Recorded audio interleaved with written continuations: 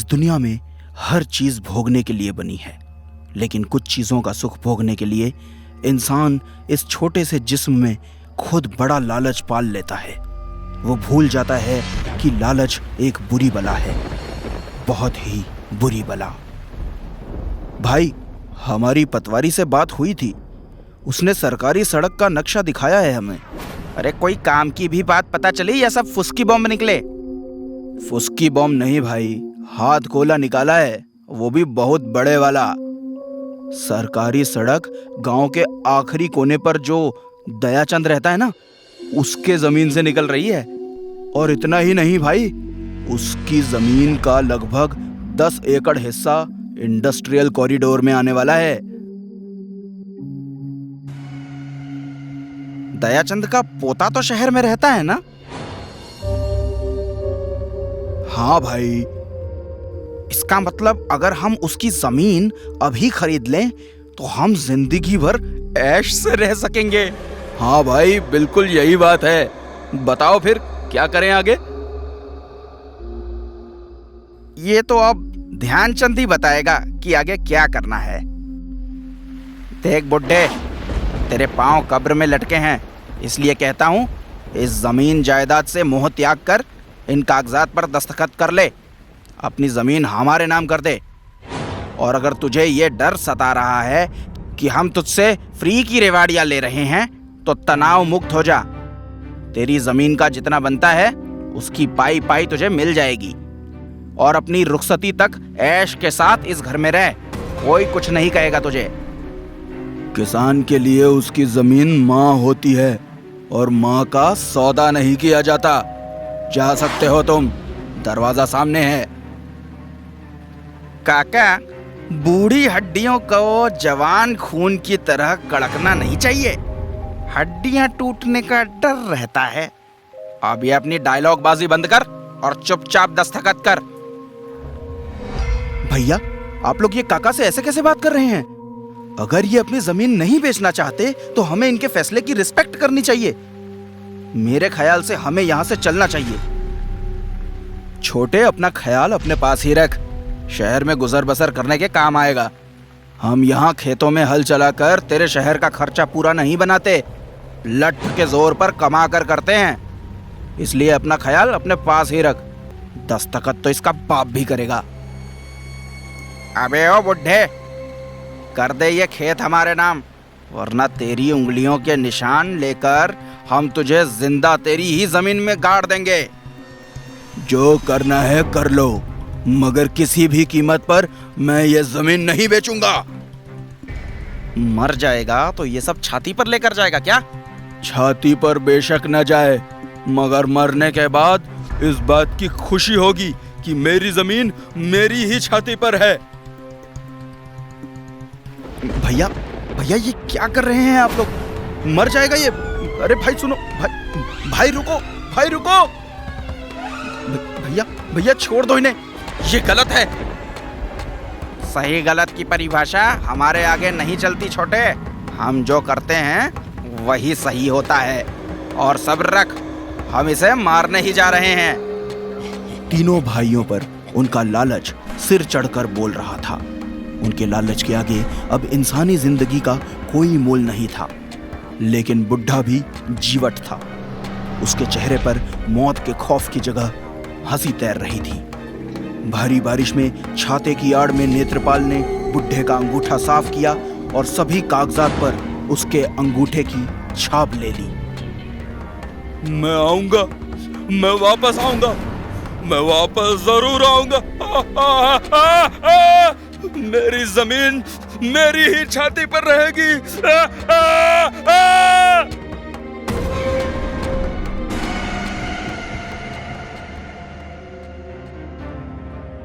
भाई, आज शराब के हर घूंट के साथ दयाचंद की याद आ रही थी।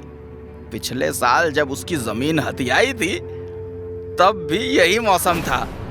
साला क्या बोल रहा था? मेरी जमीन मेरी ही छाती पर रहेगी।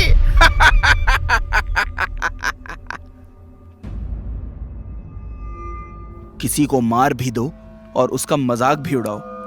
कितने क्रूर हैं आप लोग।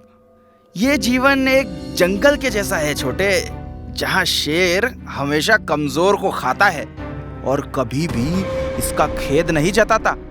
तेरी सोच की सुई बेकार में ही एक जगह अटकी है छोटे, आगे बढ़ आगे। पर भाई, उस मरी हड्डी ने एक बात और बोली थी, मैं वापस आऊंगा, मैं वापस आऊंगा, मैं वापस जरूर आऊंगा।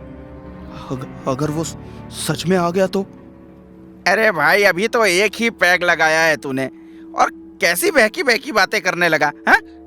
दारू पी आराम से, मरे हुए लोग वापस नहीं आते कभी। अरे लेकिन सोचो, अगर वो वाकई में आ गया तो वो हर बुराई को खत्म कर देगा, जैसे भगवान राम ने रावण को मार कर किया था। मैंने कहा था ना कि मैं वापस आऊंगा। मैं आ गया तुम सबको लेने। नहीं नहीं, ये नहीं हो सकता। पर ये तो मर चुका है ना भाई। जान बचानी है तो भागो।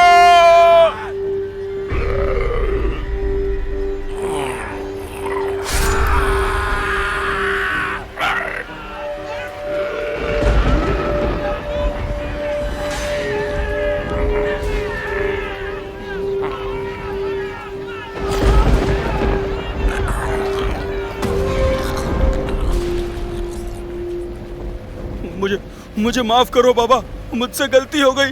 मैं आपको आपकी पूरी जमीन वापस कर दूंगा।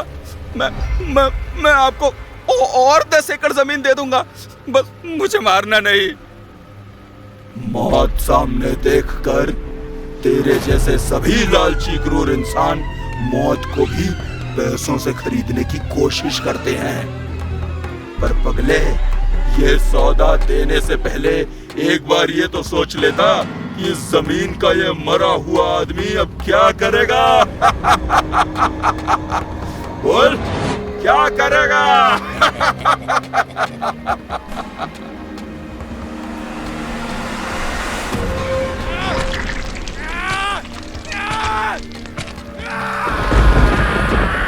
तुम्हें मुझसे डरने की जरूरत नहीं है बेटा। तुम भले इंसान हो। कुछ दिनों में मेरा पोता दिल्ली से यहाँ आने वाला है। मेरी जमीन उसके नाम चढ़ा दो, वरना मेरी जमीन मेरी छाती पर ही रहेगी। समझ रहे हो ना? जरूरत से ज्यादा हासिल करने की चाहत लालच को जन्म देती है, और लालच बुराई को, और बुराई का नाश होना हमेशा से तय रहता है।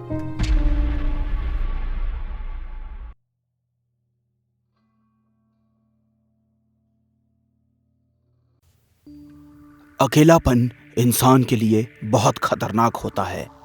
अगर यह अकेलापन किसी की जिंदगी में है तो उसे अपने अकेलेपन को दूर करने के लिए कोई आदत पाल लेनी चाहिए, या आगे बढ़कर लोगों को दोस्त बनाने की पहल करनी चाहिए। मगर भूल से भी किसी बेजान चीज के साथ दिल लगाने की गलती नहीं करनी चाहिए। लेकिन ये गलती करने से सूरज खुद को रोक न सका। सूरज बेशक एक अच्छी नौकरी कर रहा था, खूब पैसे भी कमा रहा था, लेकिन शहर की भागम भाग में वो एकदम अकेला था। नौकरी से घर वापस आकर सोने से पहले तक घर को सजाना और सजाकर उसे वापस बिगाड़ना सूरज का रूटीन वर्क था। ऐसा करके वो खुद को व्यस्त रखकर अपने अकेलेपन को दूर रखता था। सूरज का ये तरीका ही शायद सही था। उसके इस अजीब सनकी व्यवहार से ना तो किसी को परेशानी थी और ना ही खुद का कोई नुकसान। लेकिन एक दिन अखबार पढ़ते हुए उसकी नज़र इश्तिहार पर चली गई, जो बोलने वाली इलेक्ट्रॉनिक गुड़िया के सहारे लोगों का अकेलापन दूर करने का दावा कर रहा था। इश्तिहार देखते ही सूरज एक्साइटेड हो गया और उसने दी गई वेबसाइट पर जाकर उस गुड़िया को खरीद लिया। लेकिन उस मासूम को क्या पता था कि वो बोलने वाली गुड़िया नहीं, उसकी मौत की गुड़िया खरीद रहा है। सर, आपका पार्सल यहाँ साइन कर दीजिए।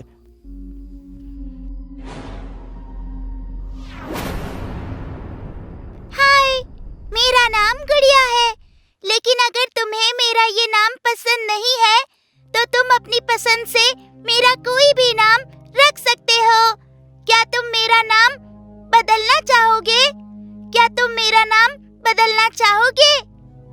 नहीं, तुम्हारा नाम मुझे पसंद है गुड़िया। धन्यवाद। अब लगे हाथ ये भी बता दो कि मुझे तुम्हें किस नाम से बुलाना चाहिए। सूरज। तुम मुझे सूरज कहकर बुला सकती हो। हाय सूरज, कैसे हो तुम? मैं अच्छा हूँ गुड़िया, तुम कैसी हो? मैं भी अच्छी हूँ। क्या इस घर में सूरज और गुड़िया के अलावा कोई और सदस्य भी है? अगर है तो गुड़िया उनसे मिलना चाहती है। नहीं गुड़िया, इत्तेफाक से तुम्हारे और मेरे अलावा इस रेंटेड हाउस में और कोई नहीं रहता। रुको, मैं तुम्हारी खूबसूरती और बढ़ा देता हूँ। यहाँ मकान मालिक की एक पुरानी अलमीरा रखी है, उसमें शायद तुम्हारे लायक कपड़े मिल जाएं। ये अच्छा हुआ जो पुराना किराएदार यहाँ कुछ कपड़े छोड़ गया। ये तो लगता है गुड़िया के लिए ही बने हैं। देखो कितने सुंदर कपड़े लाया हूं मैं तुम्हारे लिए।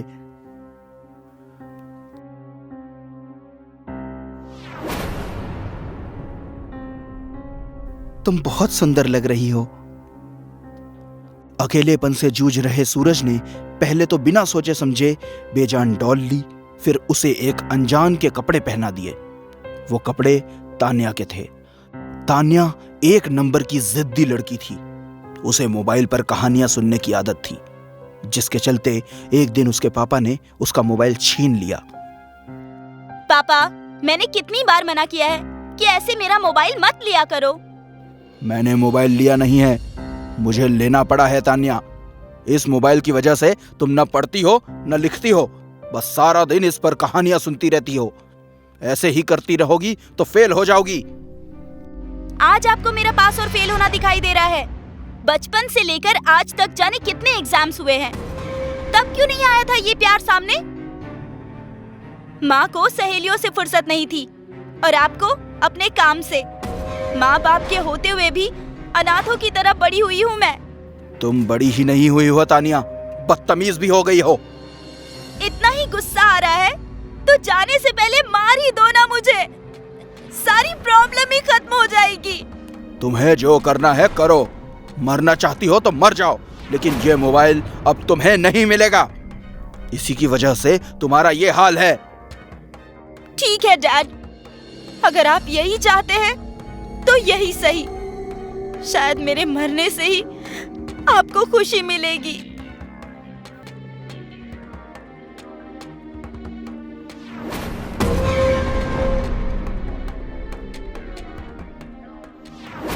तान्या के मरने के बाद उसके पिता का बुरा हाल हो गया। वो उस घर को उसी हाल में छोड़कर वहां से चले गए। सूरज ने आज अपनी डॉल को उसी तान्या के कपड़े पहनाए थे, और ऐसा होते ही गुड़िया की आवाज एकदम नॉर्मल लड़कियों जैसी हो गई। गुड़िया, ये कपड़े पहनकर तुम बहुत सुंदर लग रही हो। अगर मैं सुंदर लग रही हूँ तो तुम भी हैंडसम लग रहे हो। तुम तो एकदम असली लड़कियों जैसे बोलने लगी। मैं तुम्हारे बात करने के तरीके से बहुत खुश हूँ सूरज, इसलिए मैंने अपनी आवाज बदल ली। तुम्हारी आवाज बहुत मीठी है, दिल करता है जिंदगी भर तुम्हें सुनता रहूं। अगर तुम्हारी ये इच्छा है तो ये आवाज जिंदगी भर ऐसी ही रह सकती है, मगर एक शर्त पर। कैसी शर्त? तुम्हें हर रोज रात को मुझे एक नई कहानी सुनानी होगी। अगर मना किया तो मेरी आवाज वापस मशीनी हो जाएगी। नहीं नहीं, ऐसा मत करना। ये आवाज अच्छी है। अच्छी क्या, बहुत अच्छी है। मैं वादा करता हूँ मैं तुम्हें हर रोज एक नई कहानी सुनाऊंगा। और जैसा कि अभी रात हो चुकी है, तो आज की कहानी है तुम्हारी ही जैसी एक खूबसूरत लड़की की। सूरज ने गुड़िया को हर रोज रात में कहानी सुनाने का वादा तो कर दिया, मगर उसे नहीं पता था ये वादा करके उसने अपनी जिंदगी की सबसे बड़ी भूल की है। गुड़िया ने सूरज को एक अनुशासन में बांध दिया था। इंसान की अगर मजबूरी ना हो तो उसे अनुशासन और नियम में बांधना बहुत कठिन होता है। जल्द ही वो एक रात आ गई जिसका डर था। सूरज गुड़िया को कहानी सुनाते सुनाते सो गया। सूरज, सूरज, उठो, बताओ ना पीपल वाली चुड़ैल ने क्या किया? फिर वो सो गई। तुम भी मेरे बाप जैसे हो। उन्हें भी मेरी फीलिंग्स की कोई फिक्र नहीं थी और तुम्हें भी नहीं है। सूरज, उठो। कहानी अधूरी छोड़ना मुझे बिल्कुल अच्छा नहीं लगता। उठो। सोने दो ना गुड़िया, आज ऑफिस में बहुत काम था। मैं यही कहानी तुम्हें कल सुना दूंगा। अभी प्लीज सोने दो और तुम भी आराम करो। नहीं कर सकती मैं आराम। इतने सालों से आराम ही तो कर रही थी। गुड़िया, ये क्या कर रही हो तुम? छोड़ो मेरे बाल। बस, बहुत हुआ ड्रामा। मैं कोई गुड़िया वुड़िया नहीं हूँ, मैं तान्या हूँ। मेरे कपड़ों को तुमने इस गुड़िया को पहनाकर मुझे ये नया रूप दिया है। अब चुपचाप मुझे कहानी सुनाओ, वरना पहले मैं मरी थी, अब तुम्हें मार दूंगी।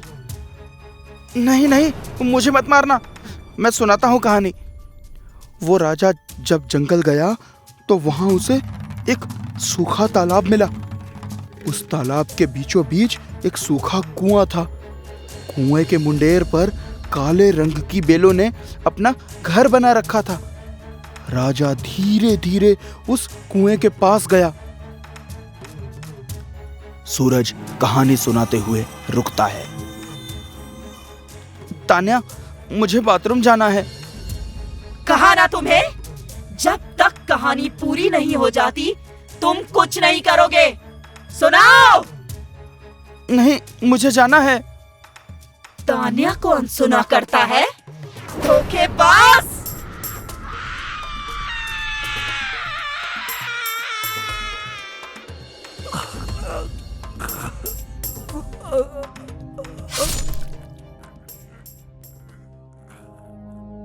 मौत जिंदगी का एक ऐसा मोड़ है जो कभी भी सामने खड़ा हो जाता है, लेकिन अगर सूरज ने ध्यान दिया होता तो वो अपनी मौत से बच जाता। अकेलापन दूर करने के लिए हमें बनावटी चीजों का इस्तेमाल कभी नहीं करना चाहिए। ये बनावटी चीजें हमसे हमारा असली अपनापन छीन लेती हैं। इसलिए हमें वो दोस्त बनाने चाहिए जो सामने दिखाई दे, जिनमें जान हो, एहसास हो, प्यार हो। तान्या मोबाइल की ही वजह से मरी, सूरज, गुड़िया और तान्या की वजह से। अब ना जाने किसके अकेलेपन का नंबर है। मुझसे वादा करके उसे तोड़ने की यही सजा है, मौत।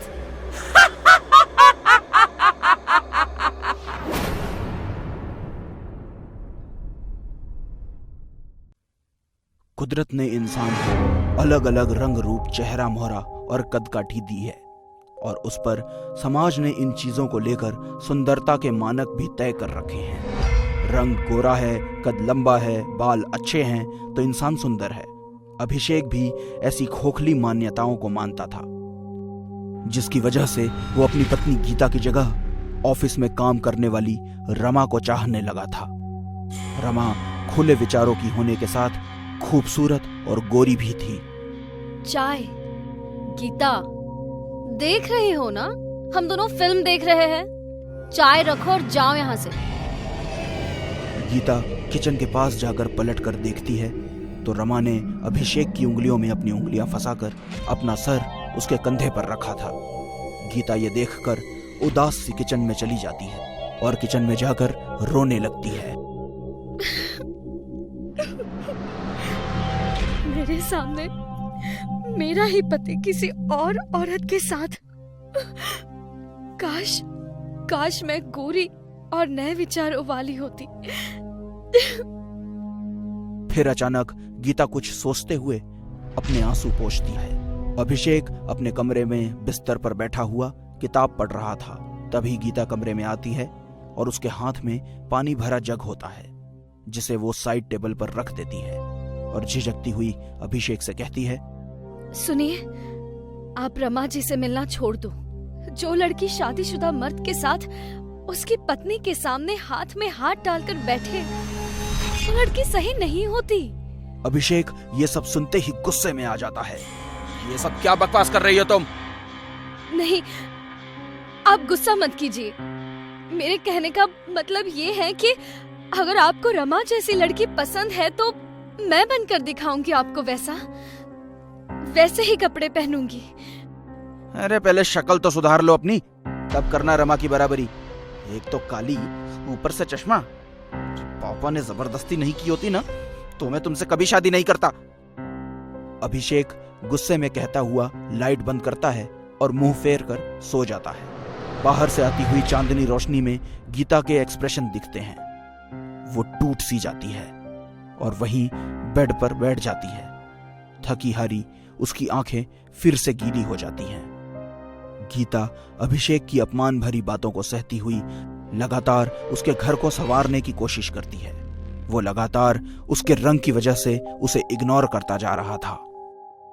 गीता किचन से बाहर आती है, लेकिन तभी उसे अभिषेक बाहर जाता दिखाई देता है। वो जोर से दरवाजा बंद कर देता है और गीता सहम सी जाती है। गीता डाइनिंग टेबल पर बैठी रो रही होती है। तभी उसके मोबाइल पर एक मैसेज आता है। गीता अपना मोबाइल उठाती है, अपने आंसू पोंछती है और मैसेज पर क्लिक करती है।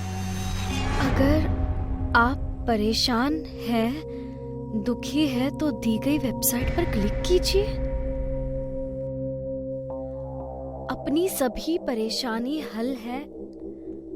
बोलता आईना, कीमत 21,000। ये साइट तो बहुत अजीब है। क्या करूं? खरीद लूं ये आईना? अगर ये सब झूठ हुआ तो? जो सच सामने है उससे तो बुरा नहीं है ये। आपकी ट्रांजैक्शन पूरी हो चुकी है। अपने दुखों से दूर होने की पहली सीढ़ी आप चढ़ चुकी हैं। बधाई। गीता जिस दुख को जी रही थी उसे दूर करने आ रहा था बोलता आईना। एक ऐसा आईना जो खून मांगता है। लगता है किसी ने मजाक किया है। बोलता आईना ये मंगवाया था। ये तो पूरा काला है, इसमें तो कुछ भी नहीं दिख रहा। मुझे काला देखकर परेशान मत होना और बोलता देख घबराना मत। मैं तुम्हारी हर परेशानी दूर कर दूंगा। तुम मुझे बस अपना खून पिला दो। आईने की मांग को सुनकर गीता सोच में पड़ गई, लेकिन मजबूर गीता तो अपनी मुश्किलों का हल खोजने निकली थी। रुकती कैसे? बोल, तुझे क्या चाहिए? अगर सच में तुम कुछ कर सकते हो तो मुझे सुंदर बना दो। जैसा तुम कहो, लेकिन हर रोज थोड़ा थोड़ा गोरा करूंगा। गोरा होने के लिए गीता रोजाना आईने को अपना खून चढ़ाते हुए गोरी होती जा रही थी। एक दिन जब रमा उसके घर आई तो वो गीता को बिना चश्मे और उसके साफ होते रंग को देखकर हैरान रह गई।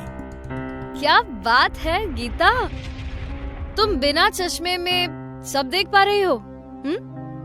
और तुम्हारा रंग भी साफ होता जा रहा है। वाह, क्या कोई तंत्र वंत्र कर रही हो क्या?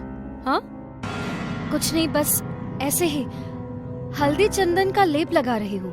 हाँ, उसका ही असर है। तुम्हें चाहिए तो मैं तुम्हें भी फॉर्मूला बता देती हूँ। रंग साफ करने की जरूरत ना कालों को होती है, गोरों को नहीं। इसके मुंह मत लगो रमा, वरना दिन खराब हो जाएगा। और तुम यहाँ क्या खड़े खड़े हमारी बातें ही सुनती रहोगी या चाय भी दोगी हमको? चाय बन चुकी है, लाती हूँ।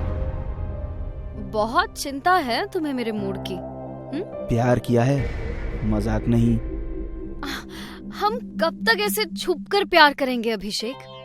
कुछ करो ना प्लीज। दूर करो इस घटिया औरत को अपनी लाइफ से। मैं तो कहती हूँ जहर देकर मार ही क्यों नहीं देते। चिंता मत करो रमा, वो दिन भी जल्दी आ जाएगा। नीचता की भी हद होती है रमा।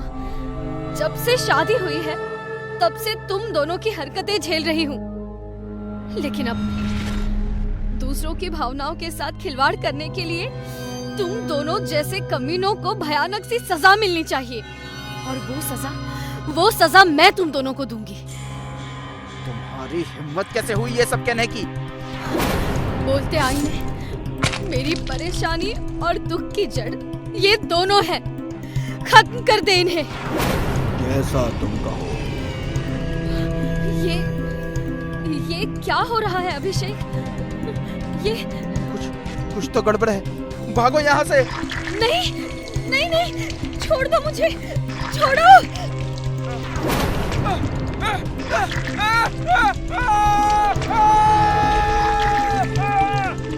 आज मैं आजाद हो गई मैं।